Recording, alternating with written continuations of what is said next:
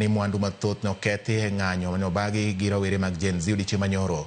Kamano bende rawera moro ni chiel gi magena gi obila kendo wita ngimane kanyo.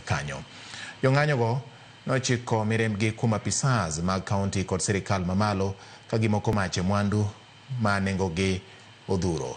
Moko kuom gigo mowang' molokore mirni oting'o nyamburko mag tend kaunti maromo 26. Gavana ma Nyandarua Kiare Badilisha okone ok gimor ahinya kod kaka nyo chenro go timore ka bende gichopo kawuono mar nono kaka midhiero mar ng'anyo nobedo.